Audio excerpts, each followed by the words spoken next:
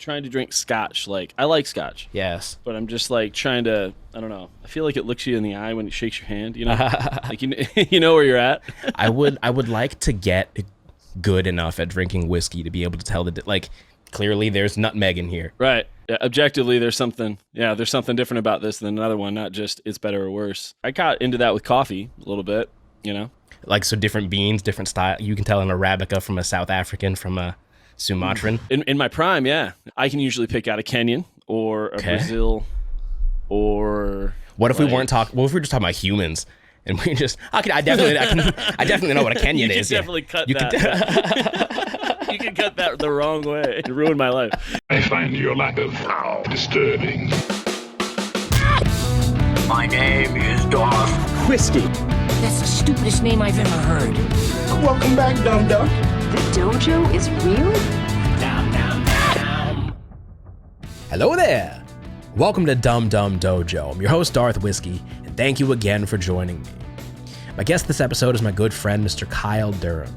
Kyle and I first met in high school, where he was a year above me in a graduating class, and for as long as I've known him, Kyle has been deeply invested and enthralled with the worlds of pop culture and fantasy and fiction and sci-fi, and buckle yourselves the fuck up for a real nerdy conversation. Speaking of which, Kyle is also the host of his own podcast, in addition to his partner Daryl, called NerdEDU, where they examine education and learning through the lens of nerddom and in a super digestible way that makes the concepts of learning and improvement really fun. As always, I encourage you to come say hello or watch videos of me playing fuzz guitar over trap beats on Instagram at Darth Whiskey. Push the like and subscribe buttons. Adonde. What else am I missing?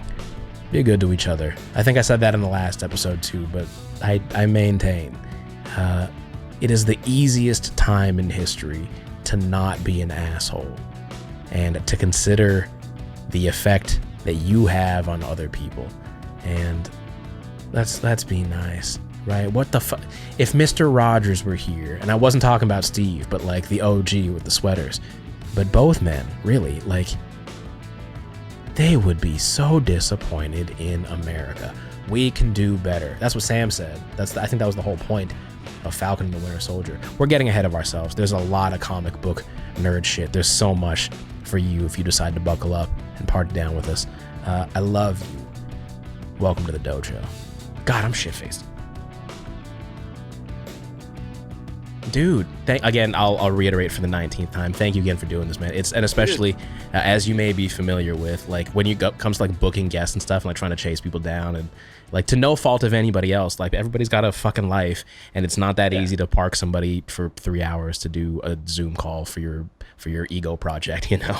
So I appreciate it, dude, and I'm so excited to bat and forth some ideas for the uninitiated. Tell us who you are and how we know each other. Yeah, I'm Kyle Durham. I know my man here from high school. Yes. Where I feel like you and I were an interesting mirror. Like, we had a lot in common that I only realize now. Yeah, it's a trip, man. Pao was this cool dude who played guitar at school. Everybody knew him as like the most shrevidant dude around. And Pao is such a, I don't know, for people who like meet you now. I'm getting so uncomfortable. It's got to be so, no, it's great. It's so funny because you're like, all right, metalhead. He likes metal. He likes shredding and doing that stuff. He would have no idea that Pao was like the belle of the ball at school. Every single friend. I'm getting instantly more uncomfortable. You were a high five guy, man. So was I. I was very much so a high five guy, yeah.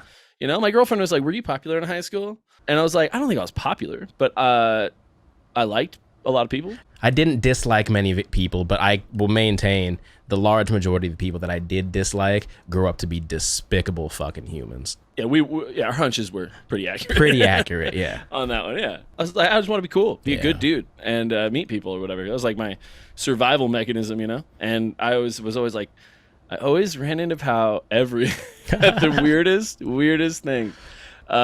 If you're ever in Riverside, California, and you need yourself both gas and Del Taco. That's what's up. Well, do we have good news for you? Because we have a place called Shell Taco. It was like pretty recently after high school. I was at RCC just working a coffee bean downtown. And like I was just hanging out with my friends at Del Taco or Shell Taco at like 3 a.m. because nobody slept and that's what we do. We didn't have enough money to party. Yeah. So it's just kind of like, all right, we'll just hang. Go to the place that's 24 hours, moderately safe, exactly. and has cheap fast food. Yeah.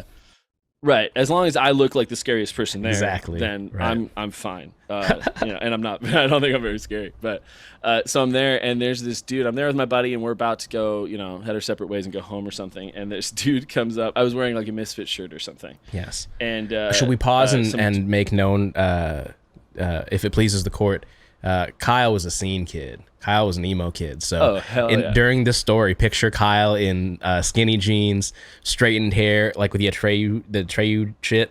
Ooh. And then... Ooh, that's true. This is a bit after that, but okay. I'm not denying any of that. All of that stands. I was definitely a hard emo kid, like definitely into that camp. And I did have like a blonde streak in my hair. And I actually am like, I look back on the faux hawk that I had. I'm like, I sanction that. I support that. I'm still unopposed to a faux hawk. Yeah. I feel like maybe in 2021 that's a faux pas. And then the J.R. Smith face is either gonna fade in or it's gonna like pop. It's gonna slide from one side to another, or maybe right now it's like they're all over the place. It's just a bunch of J.R. Smiths everywhere. Kyle's got some JRs going. Where? There's a guy, long socks, Bishford shirt, stoned out of his mind or drunk, I don't know, one or the other. And he's like, I love the Misfits, and he's just broing out, and he's being good vibes, And Sweet. I'm like, this guy's cool. Being friendly. I'll talk to anybody. Yeah, super friendly. And he's like, you guys, it's like 3 a.m. You can't buy booze anymore. We're like, yeah, I know. Yeah, that's the law. And he's like, but I'm going back to like a party, and you guys should follow me. At least he said follow, so like we get some agency. I don't follow this dude to a party, I guess, at 3 a.m. Okay. And we're like, all right, we'll just cruise over and see what's going on and bounce. And I walk in, and it's just like this ridiculous mansion over in like Overlook or whatever. It was a crazy party, and there was just booze everywhere. And my buddy Chad and I were like, okay, we go hang out with like some hard dudes, man. Like they're like, yo, man, you want to take some shots? And we're like, all right, dude. So we take shots and we get nicknames, and like everybody's been really nice, and it's like we're just 2 nice dudes that walked in, I guess. And I'm like just so confused, and I'm like, I need to go sit, go see what's up outside because it's huge outside. There's a big pool and all this stuff. So I'm just walking around outside with Chad. I'm like, all right, man, like it is still 4 a.m. and like we can bounce, but let's just see if we can walk out the back way or something. So we walk into the back, and there's fucking Pow, dude. Just chilling. He's like, Kyle Durham, shotgun, dude. What's up, man? And we hung out. Oh my god. And wait, hang on, and let's also clarify: shotgun was not an invitation to poke a hole in a beer and then consume it quickly. I've puked basically every time I've tried to shotgun.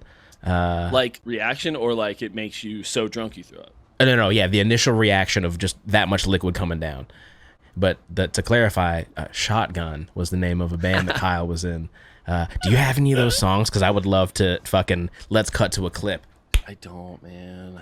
Nobody has them? To my everlasting like heartbreak, they lived on MySpace. And around the same time that I figured out technology to like screen record and just get a crappy recording of it, dude, wiped it all, dude. Shotgun was the band that you were in high school, and you sang in. It was this like very southern, not southern rock a la like Skinnerd. It wasn't actual southern rock. It was what hardcore kids thought was. Yes, yeah. It sounded like a band where the singer likes hardcore music, the guitarist was raised on like exclusively Skinnerd, Metallica, Guns N' Roses, all that stuff, and just absolutely shredding, just ridiculous shred, dude. This guy was insane. And then we had, originally we had one of my dearest friends to this day, Taylor Phillips. He was our drummer.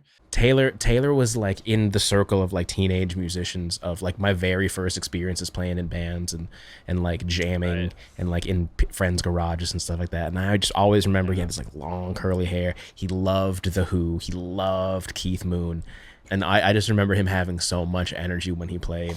And he had no ceiling. Just be as crazy as you want. And it was so sick, dude. It was like, And that was like the first time as like somebody who tries to write music and stuff that I could actually start to feel comfortable being like, fuck yeah, it's good, because it's not because of me. Right. You know? Yeah. I'm the last I'm like, part it's not of on this. me. I'm the sprinkles on this fucking Sunday.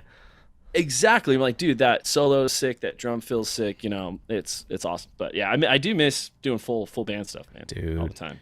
I mean, I did like 2-3 nights ago, as of the recording of this, I did my first post-COVID show with anybody. Oh, sick. How'd it go? Went great. And it was just me and I was backing up a guy. He's like a singer-songwriter dude with an acoustic. And then just in an effort to be quick about this, like I'm not bringing all of my gear, my whole, like the toaster setup and all that kind of stuff. Like it's just, I'll plug into whatever you got there and I'll make it happen. I couldn't make it work in terms of like getting the dirty channel on the amp to work. Either it was busted or I was just too much of an idiot to figure it out. And so my sound was like sparkly BB King clean, like completely naked, like super like 50s, 60s, like clean. With that amount of like cleanliness too, it makes it that much harder to control the dynamics of the right hand and like the volume and stuff. So like if you're just jamming along, if you're not being careful and delicate and very deliberate with how you're playing, you're gonna hear all sorts of farts, and that's what we heard. And sorry, bud. That's the worst. Not a lot of bad, like in my head, like I'm very critical, like and if it's just other people jerking me off, then that's what it was. But I was very grateful to have gotten a lot of compliments after the fact, like, oh, that was great, you guys sounded awesome, and and I'm like, it's nice. And I remember, and the best thing that I got from the entire night, I'm sitting in the green room and I'm like, there's a mirror in front of where I'm sitting and I'm just like looking up at myself like, you remember how to do this, right? Like you've done this before to like a lot more people than this, and you were scared then too, but you were a lot more scared then than you should be now. And I remember asking the people in the green room, the other artists and singers and stuff, I was like, Am I the only dipshit that's like trying to remember if I can still do this or not? And they're like, yeah, I said that shit when I was driving here. I was like, fuck, can I still sing in front of people? Because for a lot of those people, it was their first post-COVID show too. And I'm like, oh man, if all these people who I would later come to find out, and another beautifully refreshing thing was like everybody who played that night was the shit. Like amazing singers and songwriters and like people that can write songs and sing songs, do all sorts of cool vocal shit that I can't ever even sniff. Right. And it was just great to be back in that environment again, back into the fucking Lions arena. Dude. You know, the Lions pit of just like fucking, we're gladiators, you know what I mean? Like, this is what we do here. For sure. As long as you're not in the Detroit Lions pit, that's depressing. Are you a football fan? I wish I understood football. I would like to understand the geometry of football. My college roommate got me into football. So I'm reasonably new to it. I don't know anything. I know a little bit about, I try to follow Detroit, and they're like the Cubs. You know, we broke the record for the worst season ever in 2008. The Lions? Yeah, Lions. Nice. We went 0-16 with less overall points than somebody else who went that. Also, we're the only team that and feel free to fact check me. We're for sure we've never won a Super Bowl, for sure. I think we're the only team who's never even made it to the Super Bowl. Whoa. But you know what, man? Like, I'd rather hitch my horse to that, and then one day they'll win. I'll get a neck tattoo and be like, oh, fuck you all. And it's, and I'll weep. I've never cried from a sport. And I've seen people cry from a sport. Yes. In a very organic and beautiful and cried a big, in Kobe's deep story behind it. There we go, man. Yeah. There we go. I was, I don't follow basketball, but my mother and I am from, my folks are from Michigan. I like the Tigers. I've adopted the Dodgers. And they'll never play each other. That's fine. Unless they get to the end, which is never going to happen for Detroit, so that's fine.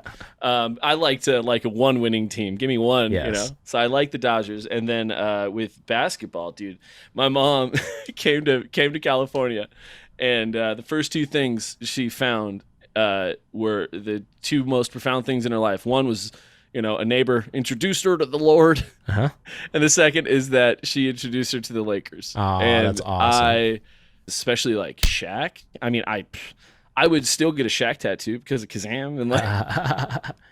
Oh, dude, wait. So on the subject of tattoos, so my basketball team is the New York Knicks, and they are terrible. They have won championships, but not since like 1973, like when Phil Jackson was a player. Bing bong. Tell me a little something, KD. Don't you regret not coming to the Knicks? Don't you regret not coming to the Knicks? A big part of me wants to get a Knicks championship tattoo somewhere of like the Knicks team logo, the NBA trophy, the Larry O'Brien trophy, and then like NBA champions 2-0 and then a blank line, right? And then That'd be legit. Just leave it, and then if I die before the Knicks win a championship, then the tattoo remains unfinished. And then if by the grace of the Odin son, right, the Knicks can get a championship, then I'll fill it in, and it'll be an extremely triumphant fill-in. I also feel like that's definitely going to get me at least tickets to a game. For sure, something like that, you know. What's the origin of California Pal loving the New York Knicks? So the first year that I started watching basketball, little Nate Robinson was in the dunk contest, and sadly, because he got knocked out by a YouTuber, I can't. And actually for a handful of other reasons too, but like I no longer rock with Nate Robinson. But he was the reason that I began watching basketball, because it's this really short. He's like 5'6", 5'7". He dunked over Dwight Howard, and so Dwight Howard dressed up as Superman that year, and then so Nate Robinson dresses up in a green. The Knicks colors are blue and orange, so green has nothing to do with it. He dresses up in an all green uniform and calls himself Crypto Nate. And then Dwight Howard was a good enough sport to stand under the rim so that Nate could dunk over him. And I was like, so cool. Oh, this is my team. And then I found out that they were garbage, and I was like, even better, right? Like if they were like one of the best teams, then like I'd feel like a jerk just hopping on the bandwagon. But and then, you know, I've loved them ever since. And then this guy was named Melo after Carmelo Anthony, who was a player that the Knicks had for a long, long time. Nice, man. So, like me and my buddies, we went to Alberto's, you know, middle of the night, and I'm like, dude, guys, I really like I don't know anything about the Lions, you know, like why, but I have to like them. Like I don't get it. So we're there, and they had a full NFL team sticker quarter machine. All right, everybody, fuck it. You know, whatever you pull out is what you are. And somebody else pulled something out, and it was like Giants or something. I got a Giants one out. I pulled it out as the fucking Lions, dude. Oh, so it's destiny. So it's just this grumpy version of God saying, "You think you're getting out of Detroit? No way, absolutely not. Get back in line." I guess I don't really associate Detroit with that much of a Midwestern accent. Yeah.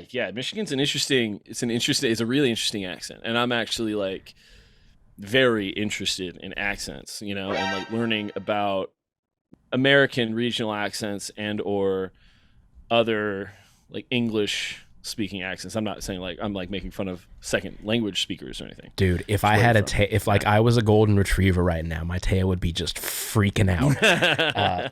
I am fucking fascinated with accents, and like on a macro level, it's because like how is it that a culture that speaks largely the same language, we're using the same words to describe things, but how do they sound so different, and why do they sound so different? During the pandemic, there was a series, I think it was for the Wired YouTube channel.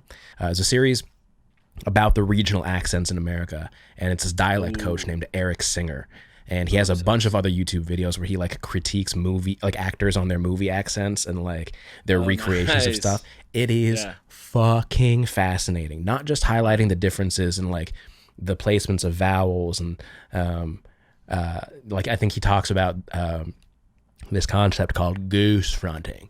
Now it's where you place the placement of the vowels at the tip of the mouth, and this is and then all right, Matthew McConaughey pushing air through the tip of the teeth and the lips, and then not just like what the differences are of like, you know, this region drops their S's, this region drops their R's, whatever it is, but then like the historical backgrounds and like reasons behind it, like right where it came from. It's like a 2-hour long series, but if that's the kind of thing that gets your dick hard, fucking you're gonna love it. That sounds awesome, dude. Yeah, dude, I'm not gonna make like a full declarative statement. The accent in Durham is almost exactly the same as the Starks in in Game of Thrones. Oh man, okay. It's like a northern I totally English missed Game accent. of Thrones. I intentionally didn't consume because there's so much, and from what I understand, everybody fucking dies, and it ends really poorly. It ends in a very unsatisfying way. Let's say that. Unsatisfying way. Yeah. Yes. I read the books. I watched the show. I watched every episode twice. Like it came out, I watched it, and I watched it again. Like I was obsessed. It was supposed to be, probably 20 episodes that they maybe could have pulled off in like 15 or 12, and then they decided to do 8. The directors of that had the setup with the new Star Wars trilogy. That got taken away from those motherfuckers, right?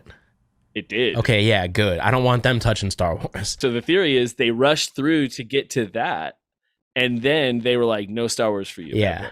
Wow.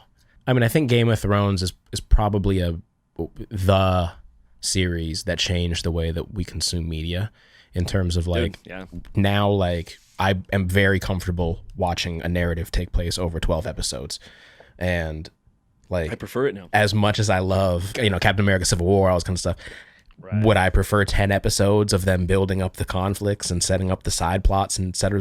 Yeah, that would be sick as fuck. And we thought for so long that would be impossible until this summer we were proven wrong. Disney Plus has yet to do anything that I'm like, this isn't amazing. I've cried multiple times during all 3. I definitely cried in Falcon. That was emotional. I'm biased for a handful of reasons, but like obviously like Cap is my favorite. The Cap comic like mythic universe was so well represented in the Disney show.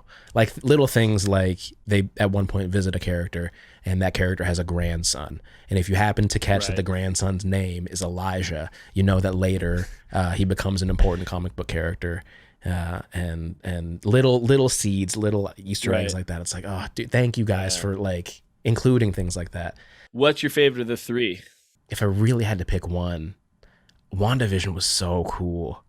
Like the different styles of television, the homages. Like I grew, my sister and I didn't have cable growing up, and like Fox 11 at night would have been I Love Lucy and Brady Bunch and all that kind of stuff. Yeah, and like they paid like I Love Lucy, Brady Bunch, Full House. These are all shows that I grew up watching as a kid, and then that's really cool. The family aspect of like.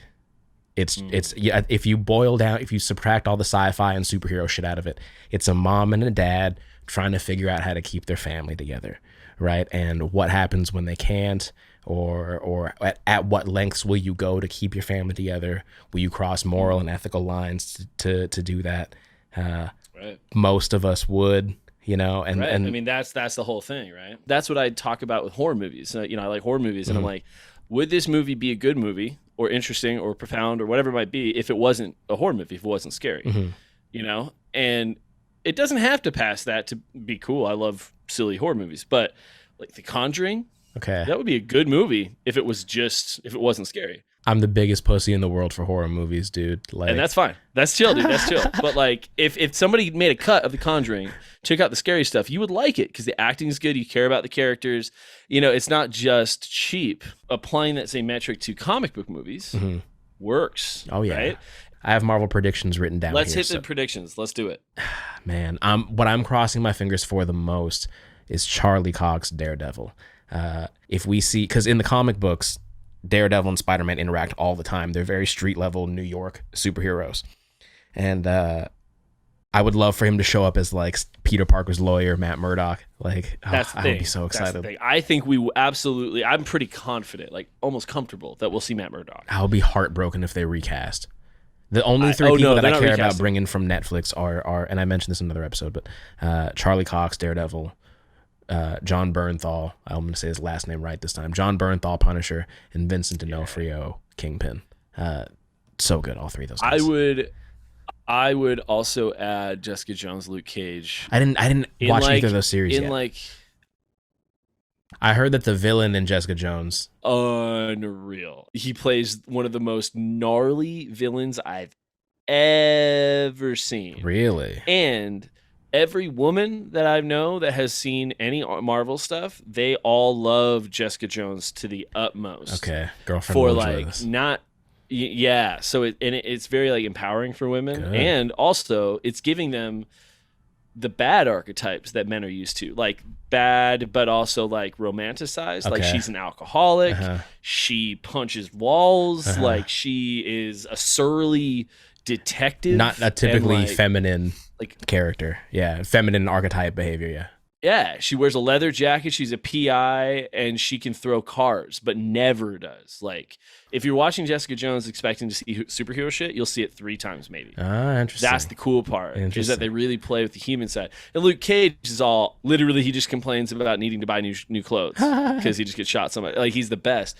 And that one, it felt really like uniquely, like you can tell that the whole production team, the director, the writer, they were all so in sync and wanted to do their own thing, and that was very, very good. And it was very, from what I can tell, from uniquely from the black community, from black directors, from black writers, and it was a very awesome scenario. Iron Fist is a pile of horse shit. I know that Iron Fist shows up in like the lore, the mythos of Shang-Chi. Who I'm seeing that tomorrow night. I'm very excited. Pumped. Dude, I mean, like, on the subject of representation, man, like, and it's not just because Shang-Chi looks like me, right? Because we have similarly shaped eyes, or because my dad yelled at me for getting an A-2. It's not just because of that, right? But like, and I think the actor Simu posted some kind of comment or response to somebody that says, I think somebody was asking, like, I'm a Mexican American, are we ever going to get a Mexican superhero or something like that, or a Latin superhero or something like that? And in response, he says, yes, of course, I hope so. But also, like, the whole point of this and the whole reason that representation is important is when we see ourselves in these characters that can do anything, we also believe that we can do anything. Right. And like, dude, I have so many friends whose daughters idolize Anna and Elsa.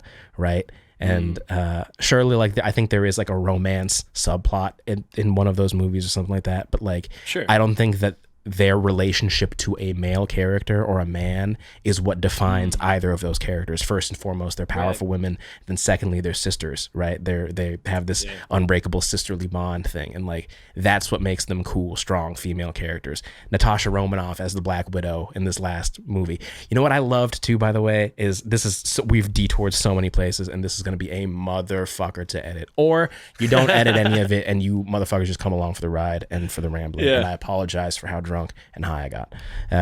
A character whose roots came from misogyny. There were a couple extremely conscious and deliberate ass shots, which was them saying like, no, we know, we'll give him to you. But like, it didn't feel like a fan servicey, like, we're going to deliver this because we have to. It would very much felt like a fuck you, right? Like, it felt so intentionally deliberate. Like, we are in control of this situation here. Yes, exactly. Like, we know the rules, we hate those rules, and we're going to break those rules. I mean, I loved the fight scene at the end where like Natasha's in like the main room and like all the widows are coming after her. And then I just thought to myself, like, damn, what if I had to fight 20 ethnically diverse versions of me? And they all just beat my ass. And I'm so bummed. That that's the end of that character. I get it. Everybody's getting older. Yeah. Nobody wants to do these fucking superhero movies anymore, but... Right. Well, Chris Hemsworth's like, I'll do it till I die. But everybody else is like... Dude, the movie character that got me to understand how and why representation is important was Endgame Thor, Depression Thor, right? Of like... Oh, shit. He's gone through tremendous tragedy and loss, and we laugh at him because he's fat and chubby, and he shouldn't be fat and chubby. Right. But it's like the very, very last Endgame fight. They're about to go fuck up Thanos. Thor gets both of his weapons, and he transforms into like battle mode. He stays fat. Surely he could have used magic, whatever the fuck, to just like shed the pounds, but like that's not the part of him that was broken. You know what I mean? Dude, like well said. He fixes his unworthiness, right? And dude, okay, and then to tie this back to like this last show that I just recently did, right? There was very much so a feeling of like, I'm still worthy, right? Like when I got off the stage and like I'd known that I'd nailed a couple of those licks, and like I felt good about a handful of those solos and stuff that night. I was like, this feels good to once again be reminded that like, nah, man, like you were never, like that still has always lived inside of you. Just if it hasn't been that awake or that loud, it's still a part of who you are. It's never going anywhere. That's exactly what agency is. I got corrected online and it was actually good. When does that ever happen? But like I was just in some chat or something, and I was like, as an educator or something, and I was like, how do we provide the opportunity for for students to get more agency or something like that. And somebody was like, I only make this correction because like it's profound, not because I care about being right. But you can't give anybody more agency, or nobody can have any more or less agency than they already have. It's your ability to realize the agency. Right? I mean, and how Thor's hammer is that? You know, you're never not worthy. It's you that's getting in the way of you not being able to lift the hammer. Yeah. Let's make the jump then, because we've now mentioned the word agency twice. Let's talk about education specifically, because you are an educator. You and I met in high school, and I've never actually been entirely clear on what it is that you do, but I remember you spent some time in Korea teaching English, right? Yeah. I was in high school as a profoundly bad student. It wasn't until I found like that school-based thing. For me, it was film, doing the TV show and being in there with Mr. G and learning how to edit things. And it wasn't that I couldn't do things that were difficult. It was that I couldn't do things that were difficult that were unless boring. they answered my question, like, why the fuck should I care about this? Of course. You know, I have ADHD and like I was never a traditional student and all that. And you know, freshman year of high school, I got like a 1.5 GPA. Whoa. And like, I know, intense, dude, intense. Yeah. And like, I stopped taking medication then, and like didn't for all of high school. So I just had to kind of like build my own like cognitive behavioral therapy myself while trying to not get the shit kicked out of me and trying to, you know, be survive as a cool to teenager, girls or whatever it exactly. is. You know, my mom was like, you can get plugs, you know, you can stretch your ears out if you get a 2.5 GPA, which is not like amazing. I got 2.4 sophomore year, no plugs. Heartless. Absolutely, like, nope. What a buzzer beater. I know. Exactly. And my mom loves basketball enough to love that as well. Wait a minute. So there's going to be a fun clip. Surely when I said what a buzzer beater, we cut to a clip of like, it'll be Nick Young turning around to celebrate his threes, but then I've put your face over Nick Young's face. I'm into it. And I've been narrating it this whole time. And actually, maybe instead of the basketball, it's my head that he shoots. That's it. I'm throwing you. Let's see. Let's see if we can make this happen. I've just narrated the entire thing. So if it doesn't happen, that's what I would have done if I had more time and effort. Dude. Yeah. Okay. So no plugs sophomore year. Yes. Yeah. No plug sophomore year. Then I think I got like a 2.3 or 2.6 or something, and then I got the plugs junior year. The only A's I were getting was in like theater, theater 1, theater 2, graphic design, and like in film, which I eventually fell in love with film. Mr. G was like, you know, he was a guy. It was the first dude that I looked at as like, you know what you're talking about, and you're a good dude, and you looked at me dead in the face and said, you're really good at this. Yeah. You know, and all I needed was that. So I got a 3.5, I think, my senior year. Nice. You know, I was very proud of that. But overall, it was still like a 2.2 or something like that. Whatever. So whatever. Went straight to Riverside Community College. Wasn't it such a revelation when you found out later in life that your high school GPA doesn't count for fucking shit? Nothing. It doesn't matter. Nobody gives a fuck. Your life can still be tremendously wonderful, regardless of your high school GPA. 100%. Absolutely. You know, and so I didn't even bother taking the SAT or the ACT. I took the RCC. That's nice. my joke. Hell yeah. It's only a niche pocket of folks get it. And those people are also with tarnished souls like me that had to slug through that or whatever.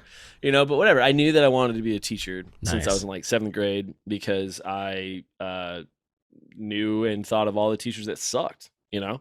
Don't remember their names. The handful of teachers that really made a difference. One of, I think, the commonalities that they all had is they treated me like a fucking human. They didn't talk down to me like I was a child. They spoke to me as if, again, I had the magical A word, agency, right? Like you're gonna make. It's not up to me, dude. It's like if you don't read the book, you ain't gonna get it. You're not gonna get anything from it. But like, it's up to you. Yeah, exactly. That up to you part was like the challenge I needed. You know, it was like the call to action. Sure. I guess, you know. I knew I wanted to be a teacher. I never, ever really felt, you know, like that was allowed for a kid like me with a shitty GPA. But I was like, I don't know, I'm just going to keep going, you know. So I pushed through, became an English major, fell in love with writing, fell in love with looking at things in a more artistic way. And, you know, and then it very quickly became like a meta thing where it was like, I want to study education. Like I want to be educated about education so that I can educate about it. Really want to go into that cycle of like that meta analysis so that I can figure out how to teach students like me. Yeah. Wow. Like how do you win over the shitheads? I spent so much time figuring that out for myself that I was like, I'm pretty sure I can do this for students or whatever. I do the credential program. I do my student teaching at Santa Ana High School. It's killer. It's awesome. And then I go back for and then I started working with college age students with special needs. I don't love the term high functioning, low functioning, but I will say academically high functioning. Sure. Right. Which is a little more gracious of a distinction. I'm a high functioning individual and I'm very academically low functioning. It's okay. They were it was teaching how to shave without getting bumps. That's like occupational therapy type stuff, like day to day. For sure. Yeah. Yeah. And then the next session could be not helping at all because this kid was like blowing me out of the water, but he like taught himself he's like, I bought a drone online and I know how to fly it now. And I'm like, that's lit. And he's like, turns out you need like half of an aeronautical license because like you have to know all the zoning and stuff. And I was like, I mean, I don't know anything like that, but I guess you want to go over that material. He's like, wow. No. I just took that test and I passed it 100%, but it was $200 and I used my mom's card. And now she's mad. Wow. And I'm like, oh, okay. So I was like, here's how we package this for your mom.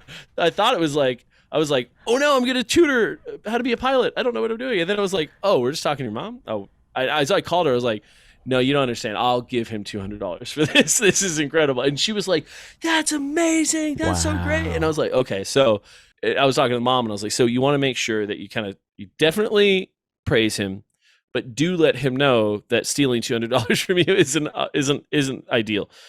So she was like, I heard you stole money from me, but also I'm very proud of you. And she killed it. And it was like, it was such a cool environment. And then I got like headhunted by my old university. So it's like I run the tutoring program, the writing center, the academic success coaching program. I work very closely with disability services and all that. And then on top of that, I adjunct, persuasive writing and research writing. So English 1A, 1B. Dude, cool. Stuff. It's amazing, dude. Every day is different enough for me to be like, interested all the time. So it works. It's cool. I'm not a PhD. I'm not that kind of professor, but I don't know that I really care to be, I'd rather help people learn 101 stuff and help them problem solve around that than like be the holder of the sacred, 400 class knowledge. What's going on, you sweaty motherfuckers? Can't start the ad like that, should I? I think I'm gonna leave it. What's up, you sweaty motherfuckers? It's your boy Pow, aka Darth Whiskey, here coming at you again. And of course, with my friends at From Munda, right? This is an all-natural body powder meant to keep your nether regions and other sensitive areas cool, dry, and smelling clean when sweat is abound. I've personally been using From Munda for years. After the shower, before the gym, after the gym. Here's an interest, actually, if you're curious in terms of technique, right? I found the gargoyle.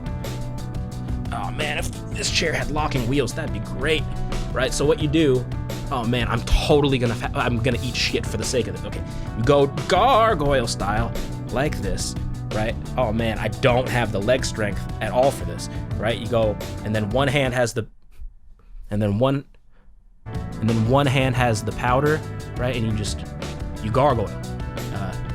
That could have ended poorly for my face. Head to FromMunda.com. That's FROMONDA.com. Use the promo code DOJO, DOJO, for 15% off of your entire purchase at checkout. And then that way, your balls and any other sensitive areas that you need to apply said powder to will be clean, comfortable, and they will smell like my balls. One segment I do is called Rookie Shit. Get your shit together.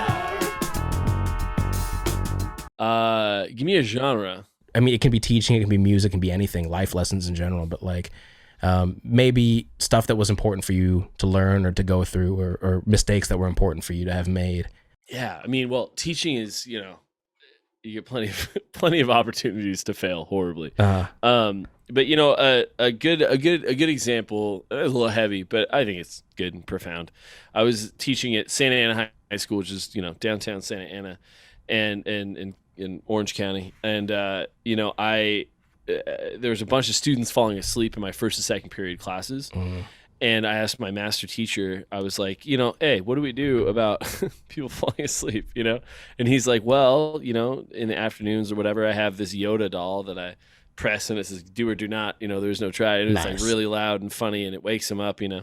And I was like, okay. And he's like, yeah, but like, you know, talk to your advisor or whatever about it. So I talked to somebody about it and they're like, yeah, so for first and second period, please don't wake them up. And I was like, okay, why? You know, and he's like 6 of the students in your first and second period classes are homeless, and they've never. This is the only time they get to sleep with air conditioning and like a safe place. That was a huge wake up call for me, where it's like that could be a thing. You know, that was the beginning of knowing, like, yeah, like you're not giving a shit about school if you're hungry or if you're going through that, or if your parents suck or whatever it might be. You know, so it was a really good, sobering. I felt. It's more complicated than we want it to be. Yeah. We want it to be simple. We want it to be just Pow being a shithead playing tech decks. Right. You know, in Mr. Warren's class. I loved Mr. Warren. He's one of the handful of teachers that sticks out to me as being extremely important to me. Love you, Mr. Warren. Yeah, I did my student teaching with Mr. Warren. That's what's up. So on my spring break, they were in session. So I was like, hey, Mr. Warren, can I crash class for a week? And can you sign my papers and say that I did it? And I go and he's like, I have a bunch of different pens, dude. Like I can just pretend like you came. And I was like, I think I'd rather come. Yeah, but that's thanks. It's a bro move. I was like, since we're being honest, I didn't actually read 1984 when I said that I did. I think I eventually told him that too. I was like, I did not read Lord of the Flies. Yeah, I read it later and loved it, but I was like, yeah, sorry, man. I was afraid. I was a 9th grader. I didn't know what to do. Put his dick in the conch. That's one line from the movie that I don't think is in the books, but put his dick in the conch. So one of these books that I had set aside, it's a book that I'm reading right now. My sister gave it to me when I went to visit her in New York, and it's called The Geography of Thought, How Asians and Westerners Think Differently and Why, by Richard E. Nisbet. Oh, I love it. And like that subtitle is kind of sketchy because then like comes attached with it like, oh, are we stereotyping? Are we generalizing? And he gets that out of the way real quick in the introduction of like, some of this is going to feel like stereotypes and generalization, but it's for the sake of like explanation, and like surely there is nuance and there's variation and differences among the greater general concepts, but for the sake of discussion and for the sake of like description, let's lump in like Western as like, we'll talk about Plato and like Aristotle and the classic Greek Roman thinkers versus Eastern Asian of like the Confucians and like all that kind of Buddhist, like Taoist kind of methodologies. As an Asian American kid, as somebody who has a foot in both kind of cultural lifestyles of like growing up at home, it's always been very, very Thai dominated. And then the second I step out the door, I'm measured by how American I am. Right. And then like, and having to kind of balance those two things. And there's certain things that philosophically or like perceptually, like there are certain things I see the world the same way a traditional Asian kid would see the world, versus there are other ways in which I see the world, or things that I believe about the world to be true that are very strictly American only, or like very funneled through an American lens that directly conflicts with the way that like me and my family see things. And this book has been so interesting in kind of highlighting some of those differences. Like one of the first points that the book makes is like the geographical and like physical reasons and hypotheses behind these, right? So like if you look at Greece as a nation, as a country, most of the country is bordered by water, and they were like an economic trade hub, right? So they would have been very accustomed to like different cultures, different languages, different words for an organism that meows and has 2 ears and has whiskers, right? Like, and so much of their lifestyles, not in just an economic trade way, but like the whole practice of debate and like categorization and forms, right? The Plato concept of forms, of like categorizing things as this thing and not that thing. That is sharp, it is not dull, it is fat, it is not skinny, et cetera, right? Like these very binary kind of styles of thinking that would have been necessary when you're dealing with different cultures and like having to separate this from that. You have to know what berry killed your cousin and not to eat. Yeah. Our brains are designed for that, for sure. And then contrasting that with like mainland China, which is like 95-98% ethnically homogenous.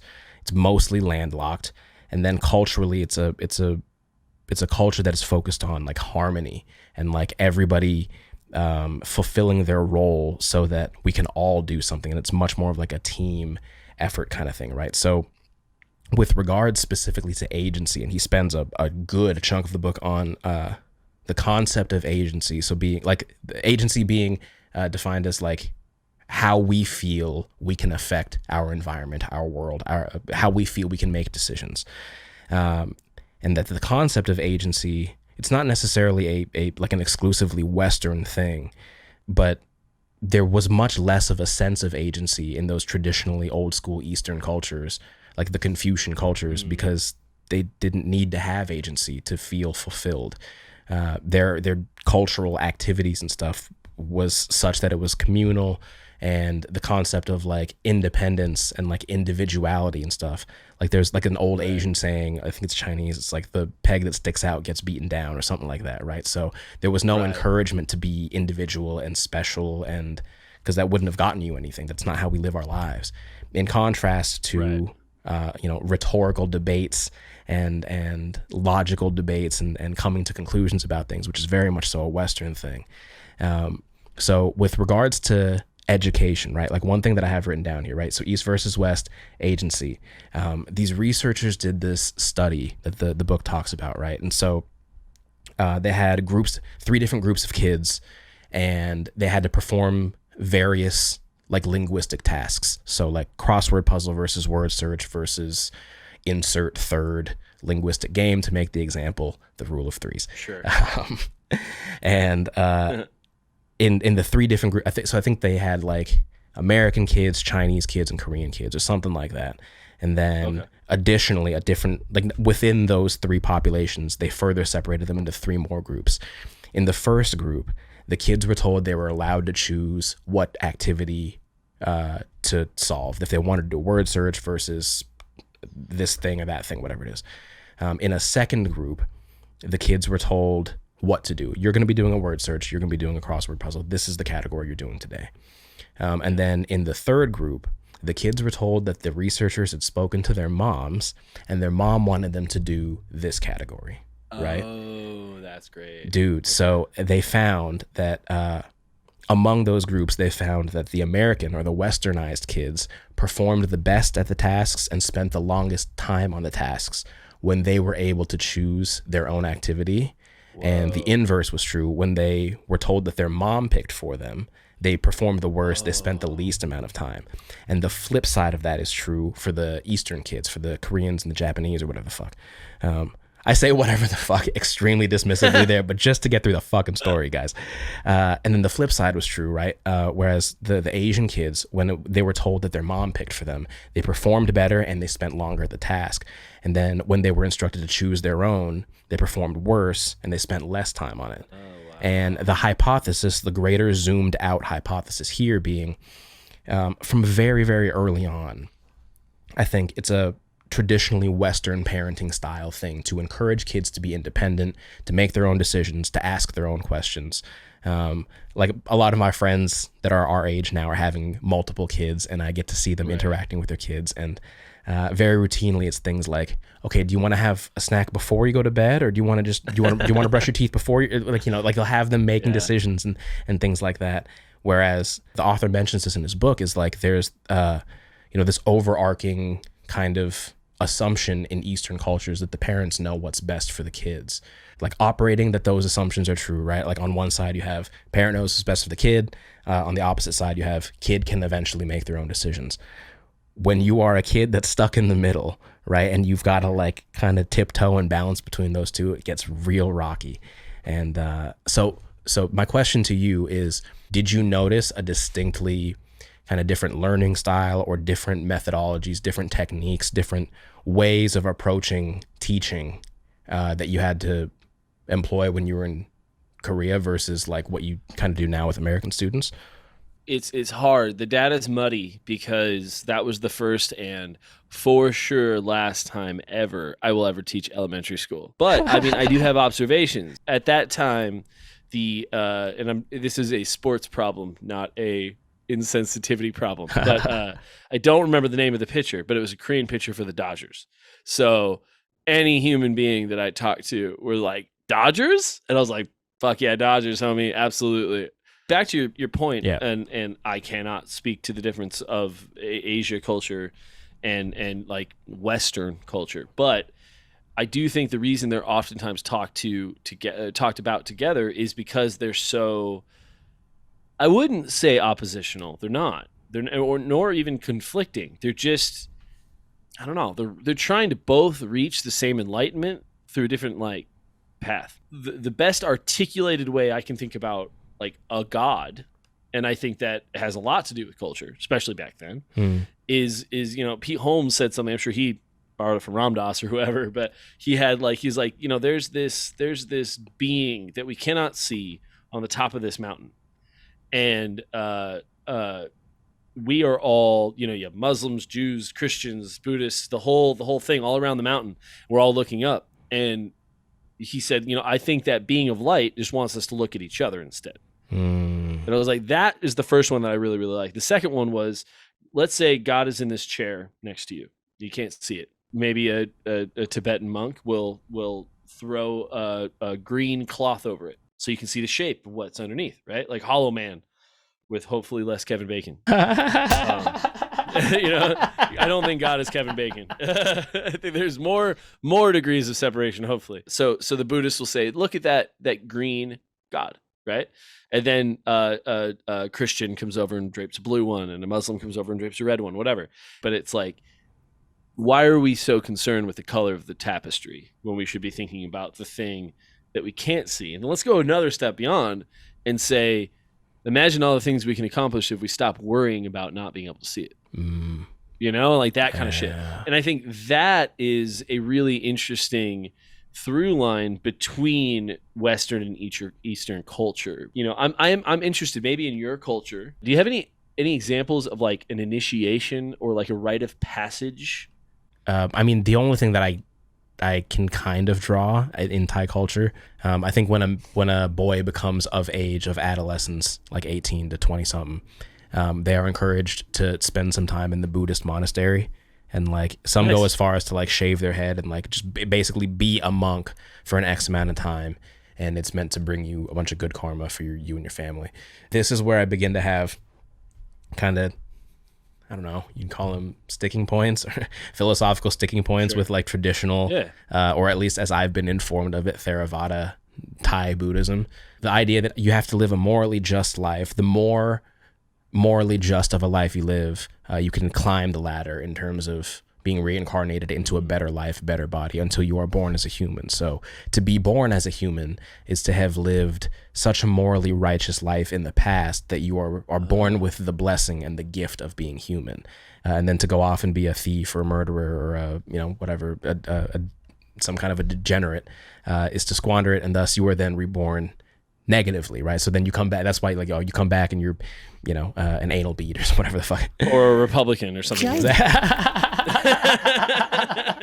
We're leaving it in, baby. But that's where it starts to get kind of unclear for me, like on a purely logistical, concrete, functional level of like, all right, how can I live a moral life as a lobster? What kind of morally correct or incorrect decisions could I have the power to actually enact, thus that I would earn humanhood, right? And then as like a side plot to that, or a side point to that, the concept of like karma as currency. Mom and I will very routinely have conversations about needing to do things for the good karma, and it very much so feels like a currency in the same way I've heard certain discussions around like traditional Christianity and like getting into heaven, right? Like, or like doing good, like if you're doing good purely for the sake of the benefits that come with it, if you call it heaven or if you call it positive karma or whatever it is, I would like to think that the deity that you are doing it for would be like, hey man, you're in the wrong line. That's not why we're doing this. We're supposed to be doing it because it's the right thing to do, not because we're supposed to get some kind of some bonuses from it. And I think that is all, that concept of doing it for the sake of goodness versus doing it because of what it can get you is a culturally universal, is a whatever. If you distill it far enough, or if you Control F and look for that point in the religion somewhere it exists. It's time for another subject change. I'm biased because of how old I am and when I grew up, right? Like, I think if I really had to pick a movie, gun to my head, that is the best Star Wars movie of all time, I'm picking Star Wars Episode 1, The Phantom Menace. We're about to be a Republican and a Democrat in a bar conversation. I watched Episode 1 with my dad. And at the end, like, I remember as a kid sitting there, maybe it's an ADHD thing that actually just popped into my mind. That might be a thing. But I watched it and I was like, was I not supposed to understand a word of that? Or is that... I mean, upon further review, like, if we could go back and perhaps, like, revise or improve upon... Like, listen, George, you're going to go back and fix something in the prequels. I would say maybe we give a voiceover artist another crack at the Trade Federation guys, because like as a kid, I loved that movie, but then as I got older, I was like, oh, there are characters that talk like a this. You're like, oh shit, I think that one is. You're like, wait, I think that one's personally offensive, like super bad. Yeah, this is getting out of our hand. We will force a Queen Amidala to eat a chicken teriyaki. Like, what the fuck, dude? How did nobody at any point in the editing of this movie be like, hey, super racist, right? Yeah. In general, what I do love about the prequel trilogy is, if viewed through the lens of like the tragedy of Anakin Skywalker, right? Again, distilled and super simplified, it's sad kid just wants to love people, right? Sad kid gets ripped away from his mommy, right? Falls in love with a girl, gets ripped away from his girl, tries desperately to hang on to the girl. Mommy gets murdered, right? And then when he sees that his wife is going to die, the one that he loves is going to die, he does everything he can to stop it, not knowing that he's actually going to end up being the cause of it. And so if you just really boil it down, it's sad kid tries desperately to hang on to the things that he loves, and it's so sad and so tragic if viewed through that lens. I have a hot take on the new ones. Go ahead. I love Force Awakens. And I think that if Abrams did all three, they would be at worst a B- or B+. Like, they would be solid. What bums me out is very clearly they did not have a plan going into these three movies. Like, they wrote one movie. I think the plan was no plan, which is a bad plan. Which is a terrible plan. All the third one did was try to fix all the horrible problems from the second one. Yeah. And the second one, all the mistakes came from trying to consciously do different things from the first one. Which I don't think were mistakes in the first one. They were good rhyme, good reason. It all made sense. It fit. Just think about all the things that pissed me off, or all of the opportunities that could have been paid off so well. Oh, she's Palpatine's granddaughter. Like, okay. So even if she was Palpatine's granddaughter, right? Like, then at the very end, when some random like sand hobo rolls up and she's like, what's your name? And she's like, I'm Rey. And then, who the fuck is Renee Zellweger? Then she's like, I'm Rey Skywalker. I'm like, dude, if the whole point of this third movie was that it doesn't matter who you come from, right? Like that, like, just because you are born of the blood of a Palpatine, you can still elect to be a good person. Right. Why not lean into Rey Palpatine? Or if nothing else, be like, just Rey. I'm me. I'm my own character. I make my own decisions. Here's my yellow lightsaber, which is neither red nor blue, light nor dark. I imagine this, right? You have J.J. Abrams writing the script for the first one, and they're like, we want the last trilogy to end with the words Rey Skywalker. And you're like, make that happen. That's a wonderful premise. Okay, there is a way to get there to where we like that, right? Yeah. I imagine. It definitely fell apart, and if it wasn't for The Mandalorian, I think a lot of us would be like, just abandon it altogether. Especially season 2. Goodness gracious. I cry a lot in general. Like, this is something that I've come to understand about myself, is I cry a lot. I cry very easy. Happy things, sad things. I'm cool with it. I'm very happy with it. I'm mostly estrogen, I think. I was dripping crying in the season finale. Like, all the reasons that the new movies suck are all the reasons that Mando rules. Because you give intelligent directors who give a shit about Star Wars, and they're all on the same team instead of competing and trying to make a better movie or trick somebody or whatever it is. Yeah. What I loved about Mandalorian especially, and I can't imagine that they won't, but I'll just say that I hope they continue to lean into, is like the very, very obvious and honest and sincere homages to like old westerns and old samurai movies and shit. Like there's so many shots in Mandalorian where it's like him riding the dinosaur or some kind of motorcycle down the town square, and he looks to his right, and the people shutter their windows, and he looks to the left, and people look at him strange, like, who's this weird cowboy riding into town? The Timothy Oliphant character is like, I'm the sheriff in these round here parts. Fucking crushed it, loved all of it. It's just so well executed. Space Western. I read a book with Timothy Oliphant's character in it, and I did not know it was setting up for Mandalorian, but it was. It's a book, and part of that book, it's the Aftermath trilogy, brand new, written I think and produced by Disney or something like that. Timothy Oliphant's character, there's just a quick aside about a guy who's like drinking and gambling and wins this armor.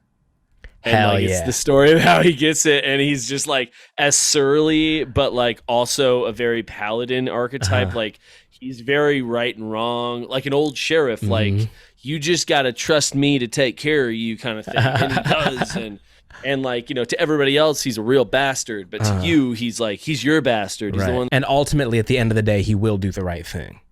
Exactly. And look fucking sick. In that armor, dude. The last thing I'll ask you is a section called Put It On Wax. It doesn't necessarily have to be some kind of grand project or something like that, but just maybe personally, like stuff that you want to get better at, stuff that is on your radar of like, all right, cool, I'd like to improve on this, and here's how I'm gonna do it. The long-term one is I'm trying to write a nerd fantasy book. Okay. Fuck yeah. Full on. I think you dig it. So far, I think you dig like my like the skeleton. Is it like fantasy, like knights and dragons and stuff, or like sci-fi fantasy? Yes. Okay. Fuck yeah. No dragons. I don't think I'll have dragons. Okay. I think we'll have dragons, and everybody will call them dragons. And then a very early reveal will be that they're like the Da Vinci helicopters. So it's actually technology, but the people assume that it's something extra technological. That's awesome. And then when I introduce actual magic, then things can get interesting. But I'm a big believer in like I love realism, and like I love reading or watching a character who is very normal and in the world that we're used to, even if it's an ancient world or whatever, experience something and be like, that can't be real. Like, that's fucking bullshit. That's impossible. Like, I love that. I'm thinking it's more of like, I would say power. Like, I want there to be interesting power and power dynamics and powers. The magic side is going to be, I don't think I'll ever explain fully, like, if that makes sense. Like, if I make this 10 books, at the end of the 10 books, I think the 10th book I might explain where the magic comes from. But for the most part, I want it to be very, very you and me just watch somebody levitate on a Thursday in Long Beach. What is that conversation going to be like? That's what I want to try to capture. Whoa. That's the long-term one. Okay. Short-term one this year, I've always just kind of dicked around with writing music and stuff like that. But for the past like 2-3 years, I've started to put it down. I'd like to put some stuff down just for the kids one day, metaphorically. Dude, yeah, fuck yeah. But so I always tell myself, if I keep like thinking about it and brainstorming and like ruminating and letting it like percolate and all that, then like I'm not wasting time. Right. So if I try to hold on to that and be like, I'm not saying that I'll write an album that'll change the world, but I might write an album I'm proud of, and that's all I need. That's the goal. That's the number one fucking goal at this point, especially now that we're older. It's like, let me just write something and put something on paper or on metaphorical wax, digital wax, that I can listen back to and be like, this is who I am, and this gets me stoked to listen to. Yeah, exactly. And that, and I say some pretty hot button shit in the songs and stuff, and it's calling out America for being shitty and all that. So it's starting my podcast was like a little it was a good practice playground to be like, what do I want the entire world to know? Your podcast, NerdEDU. I listened to like 3. I binged through like 3 today. I listened to Captain My Captain, where Chris Evans had his dick pic out and then encouraged people to go vote. The archetype episode of like philosophy, and you mentioned so much shit that like you and I talked about in this conversation of like agency and East versus West thinking and those kinds of philosophical archetypes. And then what was the last one I listened to? the Enneagram episode, which we didn't have time to get into, but that stuff is all super interesting to me too. I'm a 2-wing 3. I see that. So I'm a helper, wing, performer / achiever. I like 3s a lot. I get along well with 3s because I don't compete with them at all. You're a 7, right? An 8, I'm like, right? I'm a 7, so I'm just like, I'm fine, dude. You do your thing. I'm proud of you. Have fun. I'm gonna go golf and suck at that. I don't give a shit. Or These numbers probably don't make sense to that many of you, but if you're curious, surely at a later time I'll have you on again with a more organized structure, and we'll get into all of this. Yeah, it's a deep hole for sure. It's a deep hole for sure. Dude, okay, so in general, in conclusion, thank you so much. We covered so much cool shit. I kept you so late. I'm going to have so much fun chopping this up together and trying to carve this into some kind of nerd narrative. The one thing on this podcast, I have my guests end it with a catchphrase. If you wouldn't mind signing us off with, don't be a dum-dum. Oh, okay. If you wouldn't mind signing, I'm just kidding. I hate myself for that. Hey, everybody. Don't be a dum-dum. You can cut that the wrong way. It ruined my life. It was a little heavy, but I think it's good and profound. I think Muslims, Jews, Christians, Buddhists should get back in line. Make that happen.